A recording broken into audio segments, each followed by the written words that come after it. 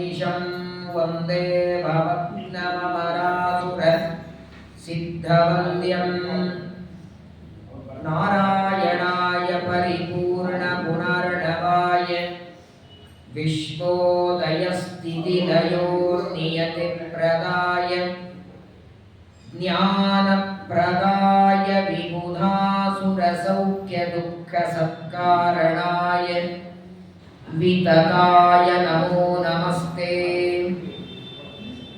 नारायणं नमस्कृत्य नरं चैव नरोत्तमं देवीं सरस्वतीं व्यासं ततो जयमुदीरये।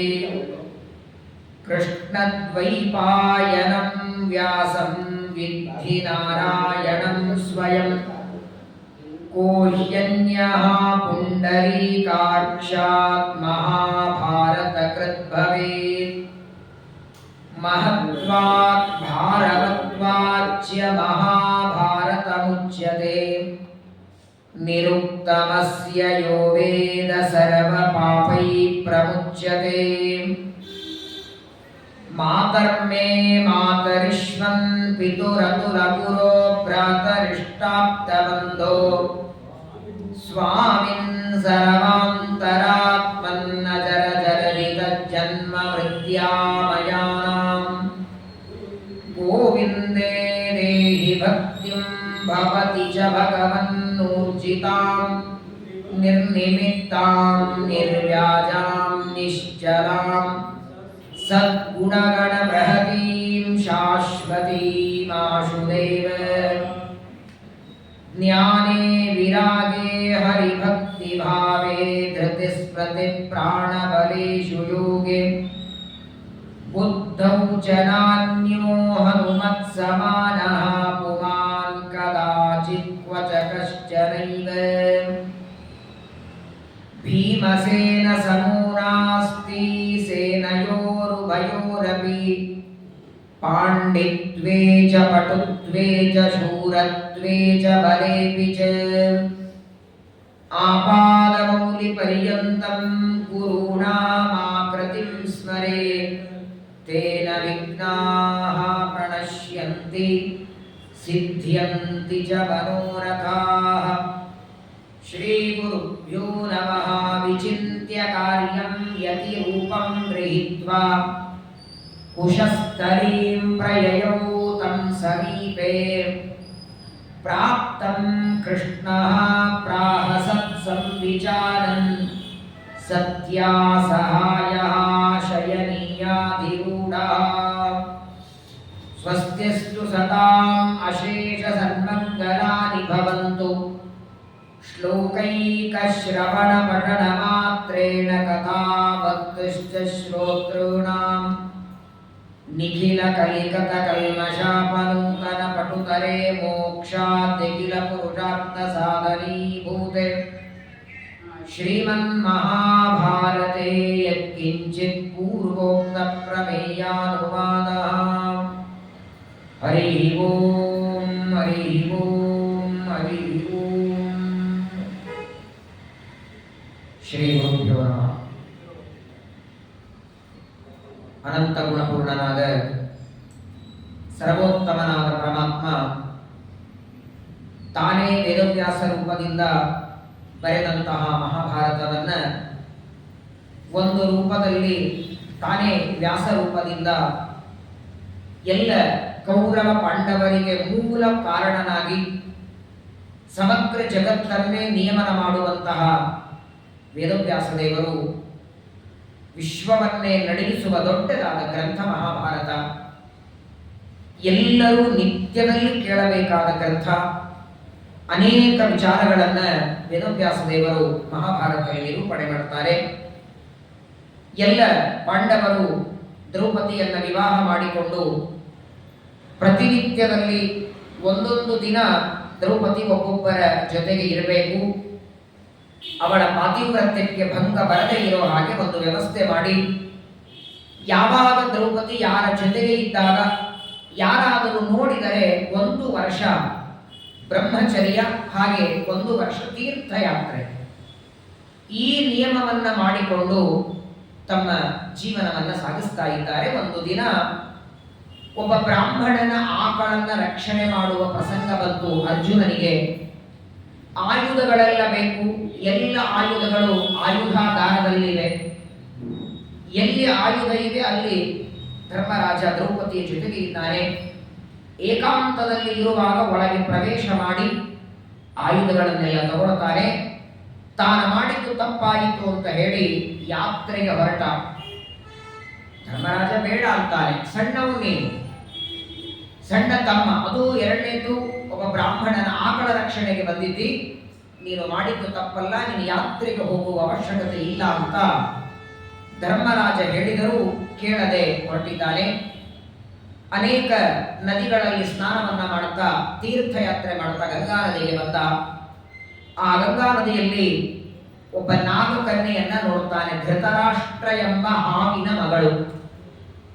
ವಿಶೇಷವಾಗಿ ಹಾವುಗಳಿಗೂ ಸಂತಾನ ಮಕ್ಕಳು ಎಲ್ಲ ಇರ್ತವೆ. ಅವಳು ನಾಗಕನ್ಯಾ ಉಲೂಪಿ ಅಂತ. ಅರ್ಜುನ ಸ್ನಾನ ಮಾಡೋದನ್ನ ನೋಡಿ ಅರ್ಜುನನಿಗೆ ಬಂದು ಹೇಳ್ತಾಳೆ, ನನ್ನ ಗಂಡನನ್ನ ಗರುಡ ತಿಂದು ಹಾಕಿಬಿಟ್ಟ, ನಾನು ಗಂಡನನ್ನ ಕಳ್ಕೊಂಡಿದ್ದೇನೆ, ನೀನು ನನಗೆ ವಿವಾಹವನ್ನ ಮಾಡಿಕೊಂಡು ಒಂದು ಸಂತಾನವನ್ನ ಕೊಡು ಅಂತ ಅರ್ಜುನನಿಗೆ ಪ್ರಾರ್ಥನೆ ಮಾಡಿಕೊಂಡಾಗ ಅರ್ಜುನ ಅಂತಾನೆ, ನಾನು 1 ವರ್ಷ ತೀರ್ಥಯಾತ್ರೆ ಹಾಗೂ ಬ್ರಹ್ಮಚರ್ಯದಲ್ಲಿ ಇದ್ದೇನೆ. ಎಷ್ಟು ಅರ್ಜುನ ಹೇಳಿದರೂ ಅವಳು ಶರಣಂಚ ಪ್ರಪನ್ನಾನ, ಏನಾದರೂ ಮಾಡಿ ನನ್ನ ಉದ್ಧಾರ ಮಾಡುವಂತ ಬಹಳ ಬೇಡಿಕೊಂಡದ್ದಕ್ಕೆ ಭಗವಂತನ ಸಂಕಲ್ಪವನ್ನ ಅರ್ಥ ಮಾಡಿಕೊಂಡು ಅಲ್ಲಿ ವಿವಾಹವನ್ನ ಮಾಡಿಕೊಡುತ್ತಾನೆ. ಉಲೂಪಿಯ ವಿವಾಹ ಮಾಡಿಕೊಂಡು ಅಲ್ಲಿಂದ ಮತ್ತೆ ಅರ್ಜುನ ತೀರ್ಥಯಾತ್ರೆಗೆ ಮುಂದೆ ಹೊರಟ.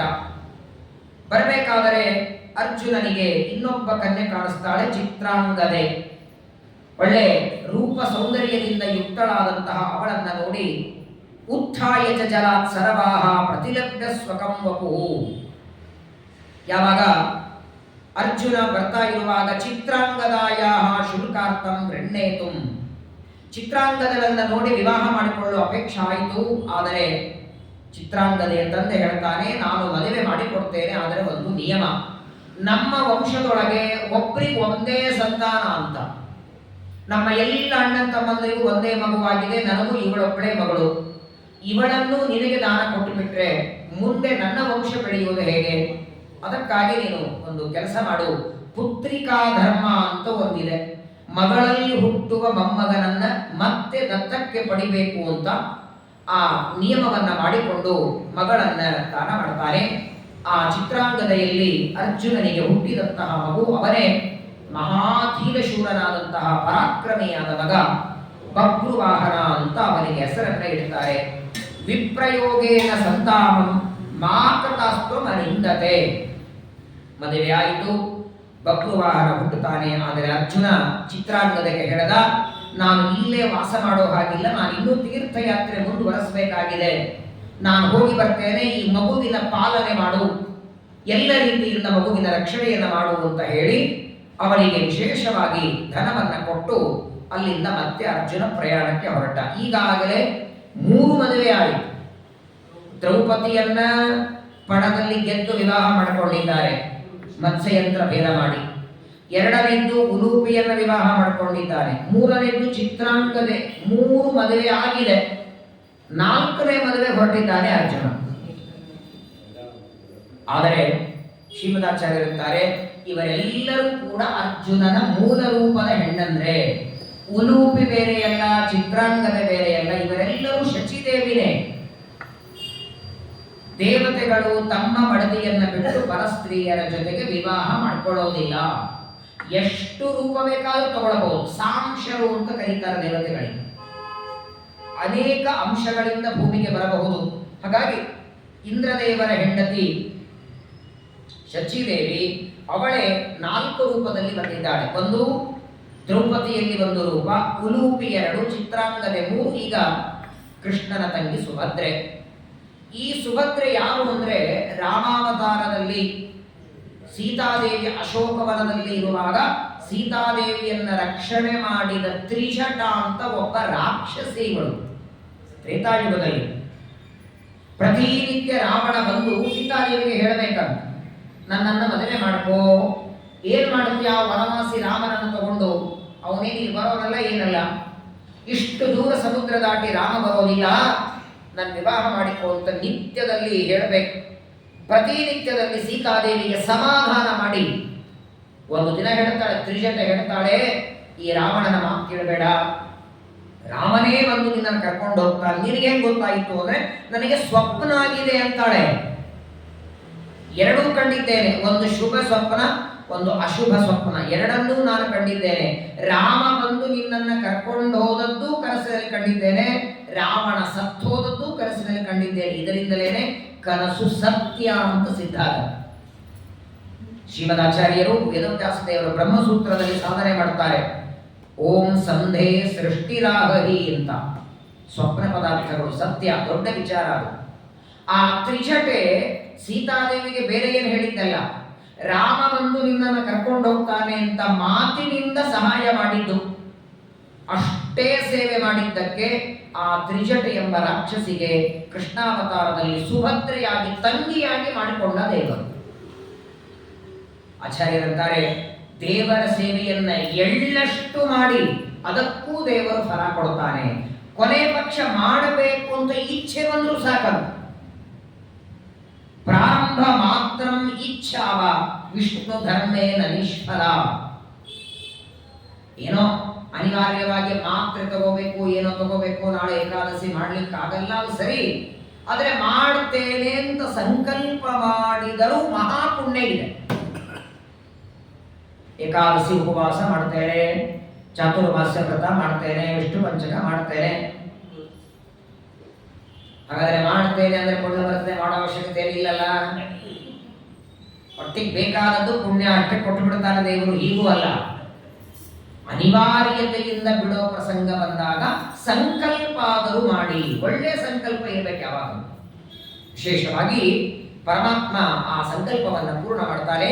ಆ ತ್ರೇತಾಯುಗದಲ್ಲಿ ಸೀತಾದೇವಿಯ ಸೇವೆ ಮಾಡಿದ ತ್ರಿಶಟ ಇವತ್ತು ಕೃಷ್ಣನ ತಂಗಿಯಾಗಿ ಸುಭದ್ರೆಯಾಗಿ ಹುಟ್ಟಿ ಬಂದಿದ್ದಾಳೆ. ಆ ಸುಭದ್ರೆಯ ವಿವಾಹಕ್ಕೆ ಹೊರಟಿದ್ದಾನೆ. ಚಿತ್ರಾಂಗದೆಯನ್ನು ವಿವಾಹ ಮಾಡಿಕೊಂಡು ಬಭ್ರುವಾಹನನ್ನ ಮಗನಾಗಿ ಪಡೆದು ಅರ್ಜುನ ವಿಚಾರ ಮಾಡ್ತಾನೆ. ಈಗ ತನ್ನ ಪ್ರಯಾಣ ಸಮುದ್ರದಲ್ಲಿ ಆಯ್ತಿದೆಲ್ಲ, ಅಲ್ಲಿಂದ ಸ್ವಲ್ಪ ದೂರದಲ್ಲಿ ದ್ವಾರಕಾಪಟ್ಟಣ.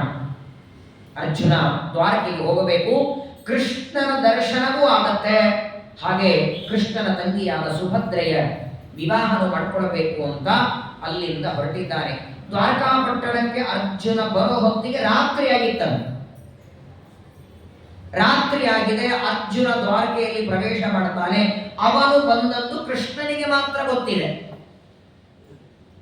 ಎಲ್ಲಿ ಮಲಗಿದ್ದಾನೆ?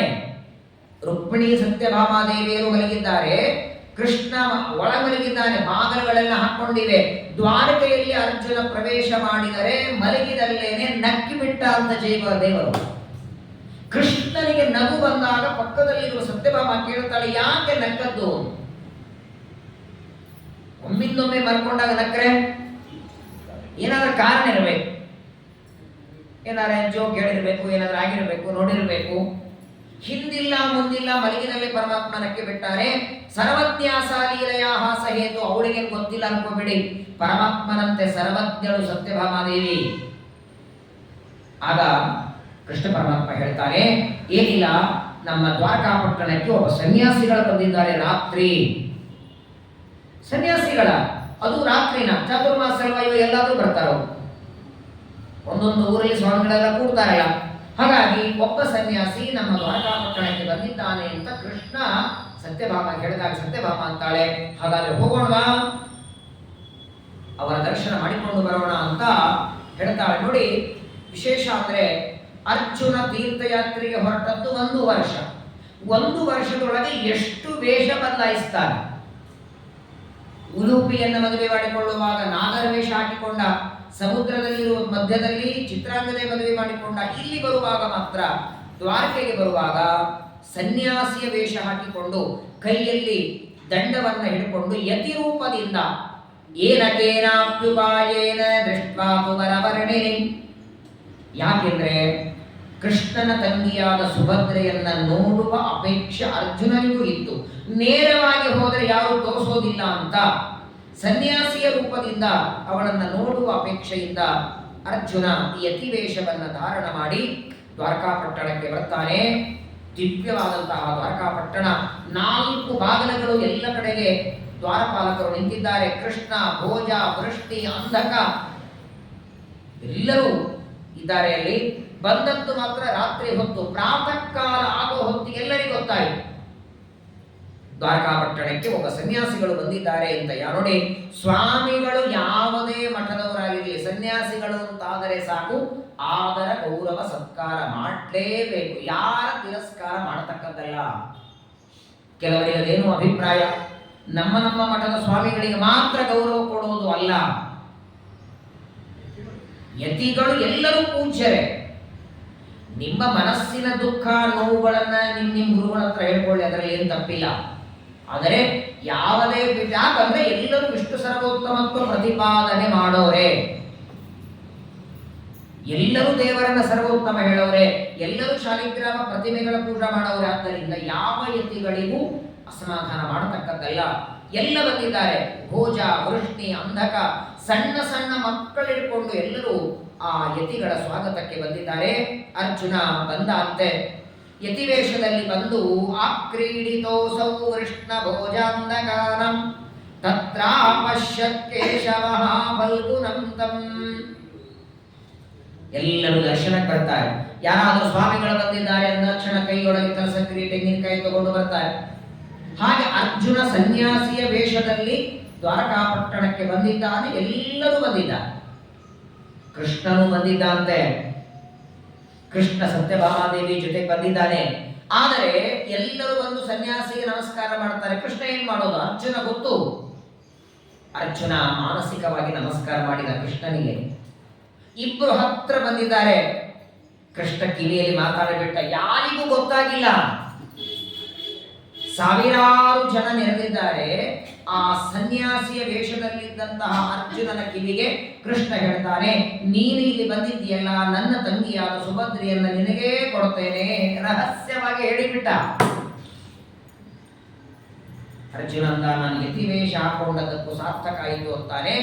ಸರಿ, ಎಲ್ಲ ಯಾದವರು ಬಂದಿದ್ದಾರೆ. ದೃಷ್ಟ್ವಾಗಿರೌರೌಹಿಣೇ ಯಾಯತೀಂದ್ರ ವಿಷಂಪಾರ್ಥಂ ಜಾತಿಯುಕ್ತ ಪ್ರಣಮ್ಯ. ಬಲರಾಮ ದೇವರು ಬಂದರಂತೆ. ಬಲರಾಮದೇವರ ಅನೇಕ ಜನ ಶಿಷ್ಯರೆಲ್ಲರೂ ಬರ್ತಾರೆ. ಎಲ್ಲರೂ ಚಾತುರ್ಮಾಸ್ಯ ಕಾಲ ಯತಿಗಳ ದರ್ಶನ ಆಯಿತು. ಎಲ್ಲರೂ ಬಂದಿದ್ದಾರೆ. ಆದರೆ ಬಲರಾಮದೇವರು ಬಂದಾಗ ಯತಿವೇಷದಲ್ಲಿ ಅಂತ ಅರ್ಜುನ ಬಲರಾಮದೇವರಿಗೆ ನಮಸ್ಕಾರ ಮಾಡಿದ. ಆಶ್ಚರ್ಯ ಎಲ್ಲರಿಗೆ. ಒಬ್ಬ ಯತಿಯಾಗಿ ಹೇಗೆ ನಮಸ್ಕಾರ ಅಂದ್ರೆ, ಗುಣಜ್ಯೇಷ್ಠ ಅಸೌ ಇತಿ ಚಕ್ರೇ ಬಲಾಯ ಹೇಳ್ತಾನೆ. ಅರ್ಜುನ ಅಂತಾನೆ, ನಾನು ಯತಿಯಲ್ಲಾಗಿದ್ರೂ ಕೂಡ ನೀನು ಗುಣದಲ್ಲಿ ಉತ್ತಮಪ್ಪ. ಇದಿತ್ತು ಶೇಷದೇವರ ಅವತಾರ. ತಾರತಮ್ಯದೊಳಗೆ ಬಲರಾಮದೇವರು ದೊಡ್ಡವರು, ಅರ್ಜುನ ಸಣ್ಣವರೇ, ಅದರಲ್ಲಿ ಎರಡನೇ ಮಾತಿಲ್ಲ. ಈಗ ಯತಿವೇಷದಲ್ಲಿ ಬಂದರೂ ಪ್ರಪಂಚದೊಳಗೆ ಯಾರು ಗುಣವಂತರೋ ಅವರಿಗೆ ನಮಸ್ಕಾರ ಮಾಡಲೇಬೇಕು. ಬಲರಾಮದೇವರಿಗೆ ನಮಸ್ಕಾರವನ್ನ ಮಾಡ್ತಾರೆ.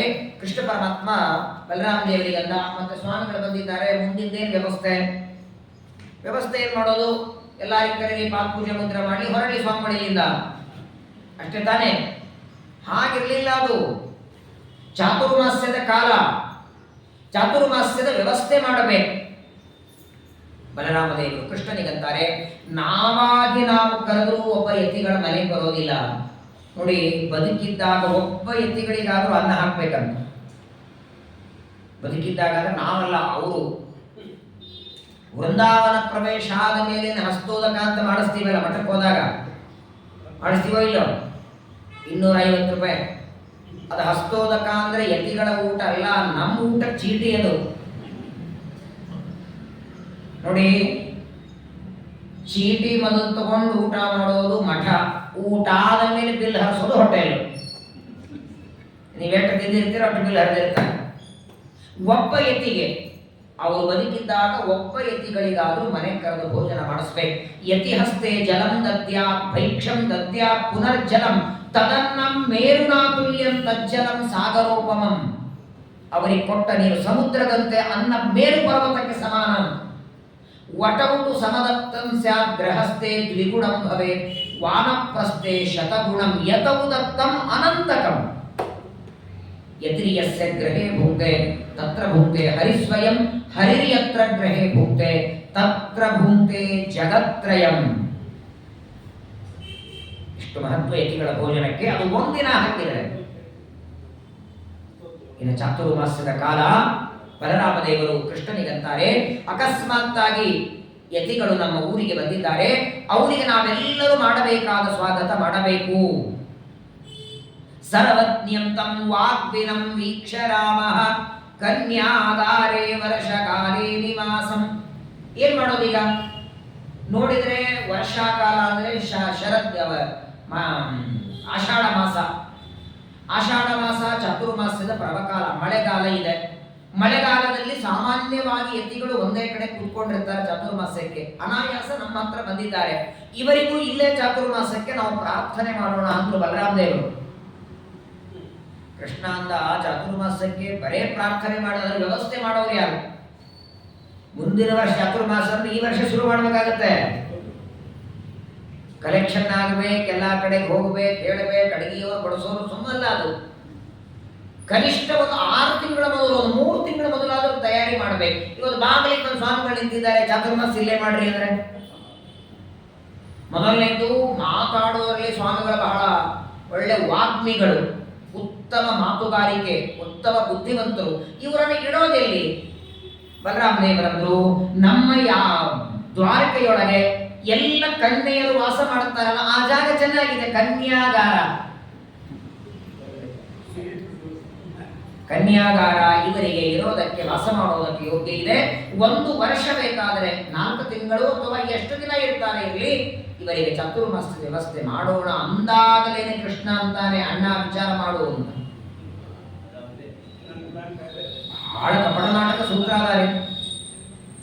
ಮೇಲ್ನೋಟಕ್ಕೆ ನಾನು ಬೇಡ ಅಂದಿರ್ಬೇಕು, ಕೃಷ್ಣ ಬೇಡ ಅಂದ ಅಂದ್ರು ನಾನೇ ಮಾಡಿದೆ ಅಂತ ಬಲರಾಮನ ಮೇಲೆ ಹಾಕುವಂತೆ ಕೃಷ್ಣ ಹೇಳ್ತಾನೆ, ಯುವ ಬಲಿ ದರ್ಶನೀಯೋತಿ ವಾಗ್ಮಿ ನಾಯಂ ಯೋಗ್ಯ ಕನ್ಯಕಾ ಕಾರವಾಸಂ. ಕೃಷ್ಣ ಅಂತಾನೆ, ನೋಡು ಅಣ್ಣ, ಮೊದಲನೇದ್ದು ಈ ಸನ್ಯಾಸಿ ಯುವಕ, ಒಳ್ಳೆ 28 ವರ್ಷ. ಎರಡನೇದ್ದು ಬಲಿಷ್ಠ.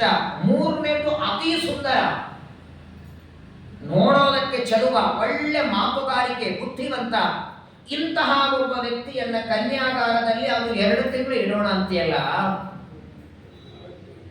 ಏನಾದ್ರೆ ಹೆಚ್ಚು ಕಮ್ಮಿ ಆದ್ರೆ ಯಾರು ಜವಾಬ್ದಾರಿ? ಸರ್ವತ ಇಂತಹ ಸನ್ಯಾಸಿಗಳನ್ನ, ಅದು ಒಳ್ಳೆ ರೂಪವಂತರಾದವರನ್ನ, ವೃದ್ಧರಾಗಿದ್ರೆ ಪರವಾಗಿಲ್ಲ ಇರಲಿ ಅನ್ನಬಹುದಾಗಿತ್ತು.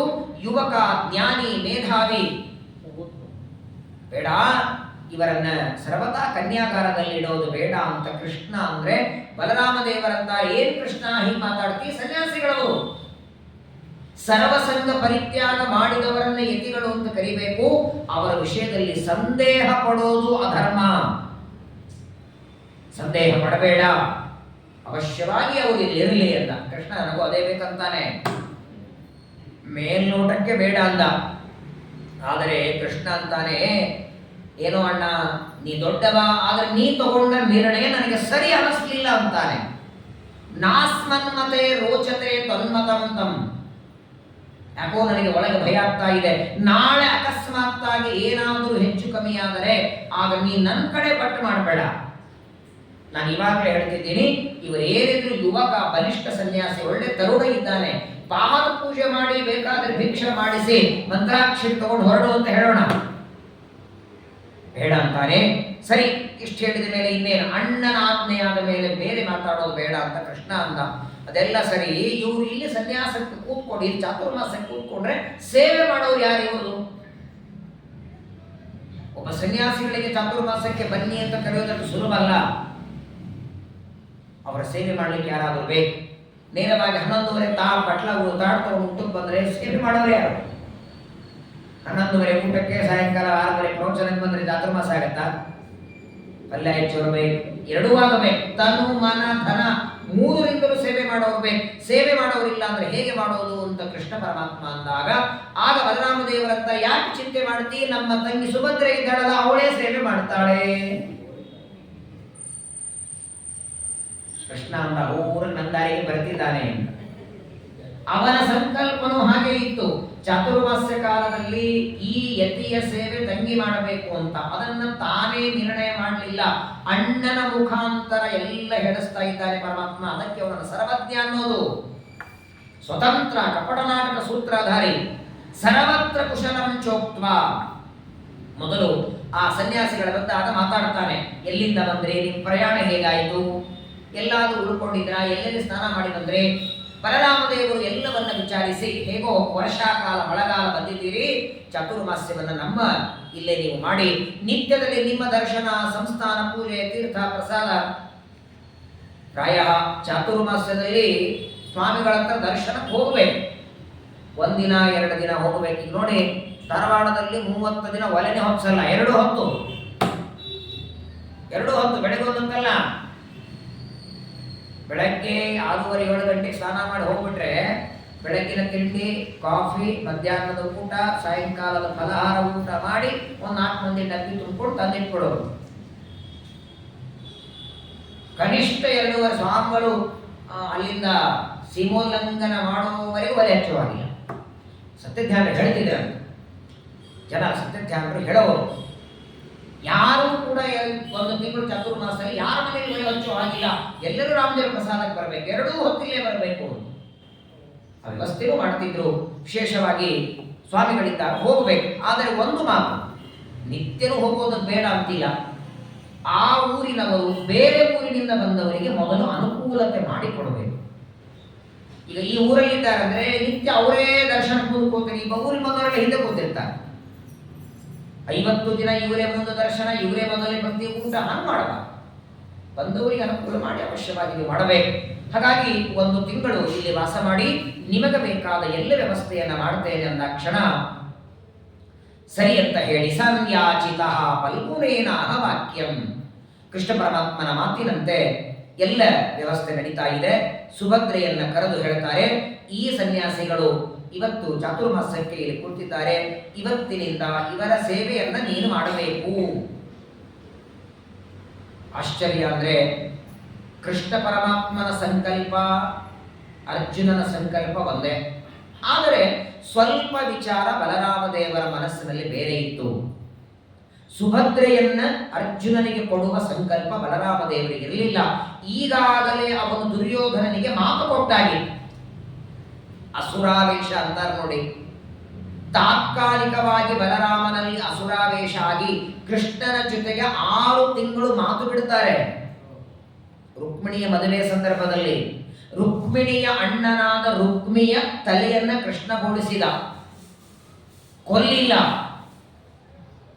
ರುಕ್ಮಿಣಿಗೆ 5 ಜನ ಅಣ್ಣಂದರು. ಹಿರಿಯಣ್ಣ ರುಕ್ಮಿ, ತಂಗಿಯನ್ನ ಶಿಶುಪಾಲನೆ ಕೊಡಬೇಕು ಅಂತ ಸಂಕಲ್ಪ. ಕೃಷ್ಣ ಓಡಿಸ್ಕೊಂಡು ಹೋದ, ಯುದ್ಧಕ್ಕೆ ಬಂದ. ಕೈಗೆ ಸಿಕ್ಕಿದ್ದ ರುಕ್ಮಿ ಕೊಲ್ಬೇಡ ಅಂದು ರುಕ್ಮಿಣಿ. ಯಾಕೆ? ಮೊದಲನೇದ್ದು ಅಣ್ಣ, 2ನೇದ್ದು ಅಕಸ್ಮಾತ್ತಾಗಿ ನೀನು ಕೊಂದಿ ಅಂದ್ರೆ ಮತ್ತೆ 15 ದಿನ ಮದುವೆ ಮುಂದೆ ಹೋಗುತ್ತೆ. ಸೀಬಾಯಿ ಆಗೋ ತನಕ, ಶುಭ ಆಗೋ ತನಕ ಮದುವೆ ಮಾಡ್ಲಿಕ್ಕೆ ಬರಲ್ಲ ಸ್ವಂತ ಅಣ್ಣ. ಕೊಲ್ಬೇಡ ಅಂದಾಗ ಪರಮಾತ್ಮ ತಲೆಯನ್ನ ಬೋಳಿಸ್ತಾನೆ. ಆ ರುಕ್ಮಿಣಿಯ ಅಣ್ಣನ ತಲೆಯನ್ನ ಬೋಡಿಸಿ ಅವಮಾನ ಮಾಡಿದ್ದಕ್ಕೆ ಆಗ ಬಲರಾಮದೇವರಿಗೆ ಕೋಪ ಬಂತು. ಏನಿದ್ರು ಹೆಂಡತಿ ಅಣ್ಣ, ಯಾಕೆ ಹೀಗೆ ಮಾಡಿದೆ ನೀನು? ಆ ಒಂದು ಸಿಟ್ಟಿನಿಂದ 6 ತಿಂಗಳು ಮಾತಾಡಲಿಲ್ಲ. ಯಾವಾಗ ಕೃಷ್ಣ ಮತ್ತು ಬಲರಾಮ ಮಾತಾಡೋದಿಲ್ಲ ಅಂತ ಗೊತ್ತಾಯಿತೋ ಅದನ್ನೇ ಒಂದು ನಿಮಿತ್ತ ಮಾಡಿಕೊಂಡು ದುರ್ಯೋಧನ ಬಂದು ಬಲರಾಮದೇವರು ಅಂತಾನೆ, ಇವತ್ತಿನಿಂದ ನಾನು ನಿಮ್ಮ ಶಿಷ್ಯ, ನನಗೆ ಗದಾವಿದ್ಯೆಯನ್ನ ಹೇಳಿಕೊಡಿ.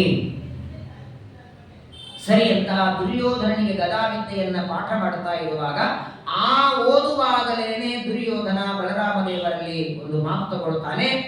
ಕ್ರಮೇಣವಾಗಿ ಅವರ ಮನಸ್ಸನ್ನು ಒಲಿಸಿಕೊಂಡು ಸುಭದ್ರಿಯನ್ನ ನನಕೊಟ್ಟು ಮದುವೆ ಮಾಡಿ. ಯಾಕಂದ್ರೆ ದ್ರೌಪದಿಯಂತೂ ಸಿಕ್ಕಿರಲಿಲ್ಲ, ದ್ರೌಪದಿ ಸಿಕ್ಕಿಲ್ಲ. ಈಗ ಕನಿಷ್ಠ ತಂಗಿಯನ್ನಾದರೂ ಪಡಿಬೇಕು ಅಂತ. ಆದರೆ ಬಲರಾಮದೇವರಿಗಾಗ ಕೃಷ್ಣನ ಮೇಲೆ ಕೋಪ ಇತ್ತಲ್ಲ, ಕೃಷ್ಣನ ಮೇಲೆ ಕೋಪ ಇದ್ದದ್ದಕ್ಕೆ ಅವನ ವಿರುದ್ಧ ಕೆಲಸವೇ ಮಾಡಬೇಕು ಅಂತ ಸಂಕಲ್ಪ ಮಾಡಿದ್ರು. ಕೃಷ್ಣನಿಗೆ ವಿರುದ್ಧವೇ ಮಾಡಬೇಕು ಅಂತ. ಆದ್ದರಿಂದ ಅವಶ್ಯವಾಗಿ ಕೊಡ್ತೇನೆ ಅಂತ ಬಲರಾಮದೇವರಿಗೆ. ಅದಕ್ಕಾಗಿ ನೋಡಿ, ಅನ್ನೇ ಸರ್ವೇ ವಾಸುದೇವಸ್ಯ ಪಾರ್ಥಾನ್. ವಿಶೇಷ ಅಂದ್ರೆ ಸನ್ಯಾಸಿಯ ವೇಷದಲ್ಲಿ ಅರ್ಜುನನೇ ಬಂದದ್ದು ಅಂತ ಗೊತ್ತಿದ್ದದ್ದು ಯಾರ್ಯಾರಿಗೆ ಗೊತ್ತಿತ್ತು? ಕೃಷ್ಣನಿಗೆ ಗೊತ್ತು, ಸಾತ್ಯಕಿಗೆ ಗೊತ್ತಿತ್ತು, ಆಮೇಲೆ ಉದ್ಧವ, ಆಹುಕ, ಕೃತವರ್ಮ ಇವರಿಗೆಲ್ಲ ಗೊತ್ತಿತ್ತು. ಆದರೂ ಅವ್ರು ಯಾರು ಹೇಳಲಿಲ್ಲ. ಹಾಗಾಗಿ ಸುಭದ್ರೆಯನ್ನ ಅರ್ಜುನನಿಗೆ ಕೊಡೋದ್ರಲ್ಲಿ ಎರಡು ಪಂಗಡ ಆಗಿಬಿಟ್ಟಿತ್ತು ಆಲ್ರೆಡಿ. ಬಲರಾಮ ದೇವರು ಅವರೆಲ್ಲ ಶಿಷ್ಯರು ಕೊಡಬಾರದು ಅಂತ, ಕೃಷ್ಣ ಅವನ ಶಿಷ್ಯರು ಕೊಡಬೇಕು ಅಂತ. ಕೆಲವರಿಗೆ ಇಷ್ಟನೂ ಇರಲಿಲ್ಲ, ಬಲರಾಮ ದೇವರ ಜೊತೆಗೆ ಸೇರೋದಕ್ಕೆ ಇಷ್ಟ ಇರಲಿಲ್ಲ. ಆದರೂ ಅವರೆಲ್ಲಿ ಬೈತಾರೆ ಹೊಡಿತಾರೆ ಅಂತ ಅವರು ಪಾರ್ಟಿಯಲ್ಲಿದ್ದರು. ಎರಡು ಭಾಗವಾಗಿ ಇದೆಲ್ಲ ಪರಮಾತ್ಮ ತನ್ನ ಸಂಕಲ್ಪದಂತೆ ಮಾಡಿದ್ದ. ಹಾಗಾಗಿ ಕೃಷ್ಣ ಪರಮಾತ್ಮನ ಸಂಕಲ್ಪದಂತೆ ಅರ್ಜುನ ಸನ್ಯಾಸಕ್ಕೆ ಉಳಿದಿದ್ದಾನೆ. ಯತೆ ತೀರ್ಥ ಆಚರಂ ಬಾಂಧವಾಂಸ್ತ್ವಾಂ ದದ್ರಾಕ್ಷೇರ್ನಃ ಗಜತಿಷ್ಠಾಸ್ಮ ಪಾರ್ಥ. ಶುರುವಾಯಿತು, ಚಾತುರ್ಮಾಸ್ಯದ ಸಂಕಲ್ಪ ಮಾಡಿದ್ದಾರೆ. ಮೊದಲನೇ ದಿನ ಶುರುವಾಯಿತು. ಒಂದು 8-10 ದಿನ ಆದ ಮೇಲೆ ಪ್ರತಿನಿತ್ಯದಲ್ಲಿ ಆ ಸನ್ಯಾಸಿಯ ಸೇವೆಯನ್ನು ಮಾಡ್ತಾ ಇದ್ಲು ಸುಭದ್ರ. ಸನ್ಯಾಸಿಗಳ ಸೇವೆಯನ್ನು ಮಾಡ್ತಾ ಇರುವಾಗ ಒಂದು ದಿನ ಸುಭದ್ರ ಅರ್ಜುನನಿಗೆ ಅರ್ಥಾತ್ ಸನ್ಯಾಸಿಗಳಿಗೆ ಕೇಳ್ತಾರೆ, ಸ್ವಾಮಿ ನೀವು ಯತಿಗಳು ಎಲ್ಲ ಕಡೆಗೆ ಸಂಚಾರ ಮಾಡ್ತಿರ್ತೀರಿ, ನೀವು ಸಂಚಾರ ಮಾಡ್ತಾ ಇರುವಾಗ ಎಲ್ಲಾದರೂ ಅರ್ಜುನನನ್ನು ನೋಡಿದ್ರಾ? ಸುಭದ್ರೆ ಕೇಳ್ತಾಳೆ. ಯಾಕಂದ್ರೆ ದ್ರೌಪದಿ ಧರ್ಮರಾಜ ಒಂದೇ ಕೋಣೆಯೊಳಗಿದ್ದದ್ದು ಅರ್ಜುನ ನೋಡಿದ್ದಕ್ಕೆ 1 ವರ್ಷ ತೀರ್ಥಯಾತ್ರೆ ಮಾಡಬೇಕು ಅಂತ ಸಂಕಲ್ಪ ಆಗಿತ್ತು. ತೀರ್ಥಯಾತ್ರೆಗೆ ಹೊರಟಂತಹ ಅರ್ಜುನ ಇನ್ನೂ ಹಸ್ತಿನಾಮ ಇಂದ್ರಪ್ರಸ್ಥಕ್ಕೆ ಬಂದಿಲ್ಲ. ಅವನು ಎಲ್ಲೋ ಸಂಚಾರ ಮಾಡುತ್ತಿದ್ದಾನೆ. ನೀವು ಹೇಗೋ ಎಲ್ಲ ಕಡೆ ಹೋಗಿರ್ತೀರಲ್ಲ, ತೀರ್ಥಯಾತ್ರೆ ಮಾಡ್ತಾ ಹೋಗಿರ್ತೀರಿ, ನಿಮ್ಮ ಕಣ್ಣಿಗೆ ಏನಾದರೂ ಅರ್ಜುನ ಬಿದ್ದನಾ? ಹೇಗಿದ್ದಾನೆ? ಅಂದಾಕ್ಷಣ ಈ ಸನ್ಯಾಸಿಗಳ ಅಂತರ ಹೌದು ನೋಡಿದೆ ಎಂದು ಬಿಟ್ರು. ಓಮಿತ್ತೇಷಾಮಹಚ ಅಯಂ ಸಹ. ನೋಡಿದ್ದೇನೆ ಅಂದಾಕ್ಷಣ ಎಲ್ಲಿ ನೋಡಿರಿ ಅಂತ ಕೇಳಿದ್ರು ಸುಭದ್ರ. ಯಾವ ಊರಲ್ಲಿ ನೋಡಿದ್ದೀರಿ, ಹೇಗಿದ್ದಾನೆ, ಆರೋಗ್ಯವಾಗಿದ್ದಾನ ಅಂತ ಕೇಳಿದಾಗ ಭೂಯಃ ಸ ಅಸೌ ಆದಿ ಭಗವನ್ ಇಂದ್ರಸೋನು ಅಂತರ್ಗತ ತೀರ್ಥಾರ್ಥಂ ಬ್ರಾಹ್ಮಣ ಶ್ರುತೋಮೇ. ಎಲ್ಲಿ ನೋಡಿದ್ರು ಸ್ವಾಮಿ? ತೀರ್ಥಯಾತ್ರೆಯೊಳಗೆ ಅರ್ಜುನ ಇದ್ದದ್ದು ಎಲ್ಲಿ ನೋಡಿದ್ರಿ? ನಿಮಗೇನಾದರೂ ಅವರ ಆರೋಗ್ಯ ಹೇಗಿದೆ ಎಲ್ಲ ನೋಡಿದರೆ ಅಂದಾಕ್ಷಣ. ಆಗ ಸುಭದ್ರೆಗೆ ಅರ್ಜುನ ಹೇಳ್ತಾನೆ, ನಗನಗತ ಹೇಳ್ದ, ನಾನೇ ಅರ್ಜುನ ಅಂದ. ಅಲ್ಲಿ ನೋಡೋದು ಬೇಡ, ಇಲ್ಲೇ ನೀನು ಕಣ್ಮುಂದೆ ಇದ್ದೇನೆ, ನಾನೇ ಅರ್ಜುನ ಅಂದಾಕ್ಷಣ ಸೋಪ್ಯನುಜ್ಞ ಸೋಪಿಹಿತಿ ಸ್ವಯಂ ಸ್ವಾಂ ಪುಲ್ಲಾಕ್ಷಿ ಸ್ವಾಂ ಸಾ ದದರ್ಶಾತಿ ಕೃಷ್ಣ. ಪರಮಾನಂದ ಆಯ್ತು ಅವಳಿಗೆ. ಒಬ್ಬ ಯತಿಗಳು ಅಂತ ಸೇವೆ ಮಾಡ್ತಾ ಇರುವಂತಹ ಸುಭದ್ರೆಗೆ ಈ ಸನ್ಯಾಸಿಗಳೆಲ್ಲ ಇವನೇ ಅರ್ಜುನ ಅಂತ ಗೊತ್ತಾಗಿ ಆನಂದ ಆಯಿತು, ಒಂದು ನಾಚಿಕೆನೂ ಆಯ್ತಂತೆ. ಮದುವೆ ಮಾಡಿಕೊಳ್ಳಬೇಕಾದ ಅರ್ಜುನ ಅಂತ ನೋಡಿ ನಾಚಿಕೆನೂ ಆಗಿದೆ. ಆದರೆ ಇವನೇ ಅರ್ಜುನ ಅಂತ ಯಾರ ಮುಂದೆ ತಾನು ಬಾಯಿ ಬಿಡಲಿಲ್ಲ ಸುಭದ್ರೆ. ಅವತ್ತಿನಿಂದ ಇನ್ನೂ ವಿಶೇಷವಾಗಿ ಒಬ್ಬ ಯತಿಗಳು ಅಂತ ಸೇವೆ ಮಾಡೋದಕ್ಕಿಂತ ಇವರು ಅರ್ಜುನ ಅಂತ ಗೊತ್ತಾದ ಮೇಲೆ ಸೇವೆಯನ್ನ ಮಾಡ್ತಾ ಇದ್ದಾರೆ. ಆಗ ಒಂದು ದಿನ ಎಲ್ಲ ಯಾದವರು ಬೇರೆ ಊರಿಗೆ ಉತ್ಸವಕ್ಕೆ ಹೋಗಿದ್ದಾರೆ. ಪ್ರತಿ ವರ್ಷ ಮಾಡುವ ಉತ್ಸವಕ್ಕೆ ಎಲ್ಲ ಯಾದವರು ಹೋಗಿದ್ದಾರೆ. ಅವತ್ತು ರಾತ್ರಿ ಅರ್ಜುನ ಹೇಳ್ತಾನೆ, ನೋಡು ನಮ್ಮಿಬ್ಬರ ವಿವಾಹಕ್ಕೆ ಇದೇ ಯೋಗ್ಯ ದಿನ, ಗಾಂಧರ್ವ ವಿವಾಹ ಮಾಡಿಕೊಳ್ಳೋಣ ಅಂತಾನೆ. ಯಾಕಂದ್ರೆ ಎಲ್ಲ ಯಾದವರು ಈಗ ದ್ವಾರಕೆಯಲ್ಲಿ ಇಲ್ಲ. ದ್ವಾರಕಾಪಟ್ಟಣದಲ್ಲಿ ಯಾದವರು ಇಲ್ಲದೇ ಇದ್ದಾಗ ನಾವು ವಿವಾಹ ಮಾಡಿಕೊಳ್ಳೋದು ಉತ್ತಮ. ಅಕಸ್ಮಾತ್ತಾಗಿ ಗೊತ್ತಾಗಿ ಬಿಟ್ರೆ ಬಹಳ ಕಷ್ಟ. ಆದರೆ ಒಂದು ಮಾತು ಸುಭದ್ರೆ ಹೇಳ್ತಾಳೆ, ಆಯ್ತು ಒಂದು ಅವಶ್ಯವಾಗಿ ಯಾರಿಗೂ ಗೊತ್ತಾಗದೆ ಮದುವೆ ಆಗಬೇಕು. ಆದರೆ ಕೃಷ್ಣ ಇಲ್ಲದೆ ಯಾವ ಕಾಲಕ್ಕೂ ನಾನು ಮದುವೆ ಮಾಡಿಕೊಳ್ಳಾರೆ. ಯಾರು ಇರಲಿಲ್ಲ ಅಂದ್ರೂ ಚಿಂತೆ ಇಲ್ಲ, ಶ್ರೀಕೃಷ್ಣ ಪರಮಾತ್ಮ ಇರಲೇಬೇಕು, ಅವನ ಸನ್ನಿಧಾನದಲ್ಲೇ ಮದುವೆ ಆಗಬೇಕು. ವಾಸ್ತವಿಕವಾಗಿ ಕೊನೆ ಪಕ್ಷ ಮದುವೆಗೆ ಯಾರು ಬಳಗದವರು ಬಂದಿರಲಿಲ್ಲ ಅಂದ್ರೆ ಹುಡುಗ ಹುಡುಗಿಯರ ತಂದೆ ತಾಯಿಗಳಾದ್ರೆ ಬೇಕಲ್ಲ. ತಕ್ಷಣದಲ್ಲಿ ವಸುದೇವ ದೇವಕಿಯರು ಬಂದಿರುತ್ತೆ. ಸುಭದ್ರೆಯ ತಂದೆ ತಾಯಿಗಳಾದ ವಸುದೇವ ದೇವಕಿಯರು, ಅರ್ಜುನನ ತಂದೆ ತಾಯಿಗಳಾದ ಇಂದ್ರ ಶಚಿದೇವಿ. ಅರ್ಜುನ ಒಂದಂಶ, ಅಂಶಕ್ಕೆ ಅಂಶಿನೇ ತಂದೆ. ಹಾಗಾಗಿ ಇಂದ್ರದೇವರು ಆ ರಾತ್ರಿಯಲ್ಲಿ ಬಂದಿದ್ದಾರೆ. ಆ ಕಡೆಯಿಂದ ಇಂದ್ರದೇವರು, ಈ ಕಡೆಯಿಂದ ವಸುದೇವ ಬಂದಿದ್ದಾರೆ. ಅನಂತ ಗುಣ ಪರಿಪೂರ್ಣನಾದಂತಹ ಕೃಷ್ಣ ಪರಮಾತ್ಮ ನೋಡುತ್ತಾನೆ. ಕೃಷ್ಣ, ವಸುದೇವ, ದೇವಕಿ, ಇಂದ್ರ, ಹಾಗೆ ಶಚಿದೇವಿ, ಸಾತ್ಯಕಿ, ಇವರೆಲ್ಲರೂ ಹಾಗೆ ಕೆಲವು ಋಷಿಗಳು ಎಲ್ಲರೂ ಕೂಡ ಪ್ರತಿ ವರ್ಷ ನಡೆಯುವಂತಹ ಮಹೋತ್ಸವಕ್ಕೆ ಬೇರೆ ಊರಿಗೆ ಹೋಗಿದ್ದಾರೆ. ಅಲ್ಲಿ ಹೋಗಿದ್ದಾರೆ, ಇಲ್ಲಿ ರಾತ್ರಿ ಮದುವೆ ಮಾಡಿಬಿಡ್ತಾರೆ ಪರಮಾತ್ಮ. ತತಃ ಕೃಷ್ಣ ಸ್ವಂದನ ಫಾಲ್ಗುನಾರ್ಥೆ. ಎಲ್ಲರಿಗೂ ಹೇಳಿದ್ದ, ದ್ವಾರಕೆಯಿಂದ ಹೋಗುವಾಗ ಕೃಷ್ಣ ನೀನು ಬರಲ್ವ ಉತ್ಸವಕ್ಕೆ ಅಂದ್ರೆ ನೀವು ಮುಂದಡಿಗೆ ಬರ್ತೇನೆ ಅಂತ. ಅವರೆಲ್ಲರೂ ಹೋದ ಮೇಲೆ ಆ ದ್ರೌಪದಿ ಸುಭದ್ರ ಮತ್ತು ಅರ್ಜುನನ ವಿವಾಹ ಮಾಡಿ ಕೃಷ್ಣ ಹೇಳ್ತಾನೆ ಅರ್ಜುನನಿಗೆ, ನನ್ನ ರಥ ಇಲ್ಲೇ ಬಿಟ್ಟು ಹೋಗ್ತೇನೆ ಎಂದ. ನಾನು ಉತ್ಸವಕ್ಕೆ ಹೋಗಬೇಕು, ನಾನು ಹೋಗ್ಲೇಬೇಕು, ನಾನು ಹೋಗ್ಲಿಲ್ಲ ಅಂದ್ರೆ ನಾನೇ ಮದುವೆ ಮಾಡಿಸ್ತೀನಿ ಅನಿಸ್ತದೆ. ಮದುವೆ ಮಾಡಿಸಿದ್ದು ನಾನೇ ಅಂತ ಗೊತ್ತಾಗಬಾರದು. ಹಾಗಾಗಿ ನನ್ನ ರಥವನ್ನ ಇಲ್ಲೇ ಬಿಡ್ತೇನೆ, ನಾನು ಹೋಗ್ತೇನೆ. ಆ ರಥದಲ್ಲಿ ಸೂರ್ಯೋದಯಕ್ಕೆ ಇಲ್ಲಿಂದ ಹೊರಡಿ, ರಾತ್ರಿ ಹೊರಡೋದು ಬೇಡ, ರಾತ್ರಿ ಹೊತ್ತು ಪ್ರಯಾಣ ಮಾಡಬಾರದು, ಪ್ರಾತಃ ಕಾಲದಲ್ಲಿ ಹೊರಡಿ ಅಂತ ಹೇಳಿ ರಥದೊಳಗೆ ಆಯುಧಗಳನ್ನು ತುಂಬಿ ರಥವನ್ನ ಅಲ್ಲೇ ಬಿಟ್ಟು ಪರಮಾತ್ಮ ತಾನೂ ಅಲ್ಲಿಂದ ಹೋಗಿಬಿಟ್ಟ. ಕೃಷ್ಣ ಪರಮಾತ್ಮ ಎಲ್ಲ ಯಾದವರ ಜೊತೆಗೆ ಹೋಗ್ತಾನೆ. ಇಂದ್ರದೇವರು ಮತ್ತೆ ಮಗನ ಮದುವೆಯನ್ನು ಮುಗಿಸ್ಕೊಂಡು ಅವರು ಸ್ವರ್ಗಕ್ಕೆ ಹೋಗಿದ್ದಾರೆ. ನಸಿಕಿನ ಜಾವ ಸುಭದ್ರೆಯನ್ನ ರಥದಲ್ಲಿ ಕೂಡಿಸ್ಕೊಂಡು ಹೊರಟೇ ಬಿಟ್ಟ ಅರ್ಜುನ. ಯಾವಾಗ ರಥದಲ್ಲಿ ಅರ್ಜುನ ಹೊರಟಿದ್ದಾನೆ ಗೊತ್ತಾಗಿಬಿಡುತ್ತೆ ಎಲ್ಲರಿಗೆ. ಉತ್ಸವ ಮುಗಿಸ್ಕೊಂಡು ಬರ್ತಾ ಇದ್ದಾರೆ ಬಲರಾಮದೇವರು, ಸಾತ್ಯಕಿ, ಆಹುಕ, ಕೃತವರ್ಮ ಎಲ್ಲರೂ ನೋಡುತ್ತಿದ್ದಾರೆ. ಸುಭದ್ರೆಯನ್ನ ಕೂಡಿಸ್ಕೊಂಡು ಹೋಗ್ತಿದ್ದಾನೆ. ಎಲ್ಲರಂತಾರೆ ನೋಡಿ ನೋಡಿ ನೋಡಿದ್ರೆ ಇವನ ಕೈಯೊಳಗೆ ದಂಡ ಅಲ್ವಾ, ತ್ರಿದಂಡಿ ಸನ್ಯಾಸಿ ಅಂತ ನಾವು ಅನ್ಕೊಂಡ್ರೆ ದಂಡ ಇದ್ರೆ ಕೋದಂಡ ಪಾಣಿಯಾಗಿದ್ದಾನೆ ಇವನು. ಕೈಯೊಳಗೆ ತಂಗಿಯನ್ನ ಕರ್ಕೊಂಡು ಕೂಡಿಸ್ಕೊಂಡು ಹೋಗ್ತಾ ಇದ್ದಾನೆ. ಯಾರಿವನು? ಸನ್ಯಾಸಿಯ ವೇಷದಲ್ಲಿ ನಮಗೆ ಮೋಸ ಮಾಡ್ತಾ ಇದ್ದಾನೆ, ಕನ್ಯೆಯನ್ನು ಅಪಹಾರ ಮಾಡ್ತಾ ಇದ್ದಾನೆ. ತತಸ್ತುತಂ ಸತನತ್ರಂ ಮಹೇಂದ್ರ ದತ್ತೆ ದಿವ್ಯೆ ಕುಂಡಲೇ ವಾಸತೀಚ. ಇಂದ್ರದೇವರು ಆ ಸುಭದ್ರೆ ಮತ್ತು ಅರ್ಜುನನ ಮದುವೆಗೆ ಬಂದಾಗ ಕುಂಡಲಗಳನ್ನು ಕೊಟ್ಟಿದ್ದರು ವರದಕ್ಷಿಣೆಯ ರೂಪದಲ್ಲಿ, ಆಹೇರಿಯಾಗಿ, ಉಡುಗೊರೆಯಾಗಿ. ಆ ಇಂದ್ರದೇವರು ಕೊಟ್ಟಂತಹ ದಿವ್ಯವಾದ ಕುಂಡಲಗಳು, ಆಭರಣಗಳು, ವಸ್ತ್ರಗಳು ಇದನ್ನೆಲ್ಲ ಧಾರಣ ಮಾಡಿ ಅರ್ಜುನ ಮತ್ತು ಸುಭದ್ರೆಯರು ಹೊರಟಿದ್ದಾರೆ. ಎಲ್ಲರಿಗೆ ಸಂದೇಹ ಬಂದಿದೆ, ಇವ ಸನ್ಯಾಸಿ ಅಲ್ಲ. ಬಲರಾಮದೇವರಿಗೆ ಕೋಪ ಬರ್ತದೆ. ಬಲರಾಮದೇವರು ಅನೇಕ ತಮ್ಮ ಶತ್ರುಗಳನ್ನು, ತಮ್ಮ ಸೈನಿಕರನ್ನು ಕಳಿಸ್ತಾರೆ. ಏನಾದರೂ ಮಾಡಿ ಆ ಸನ್ಯಾಸಿಯನ್ನ ಹೊಡೆದು ತಂಗಿಯನ್ನ ಬಿಡಿಸಿಕೊಂಡು ಬನ್ನಿ. ಯುದ್ಧಕ್ಕೆ ಬರ್ತಾರೆ. ಕೃಷ್ಣ ಪರಮಾತ್ಮ ಅದಕ್ಕಾಗೇನೆ ರಥದಲ್ಲಿ ಆಯುಧಗಳನ್ನು ತುಂಬಿಟ್ಟಿದ್ದವ.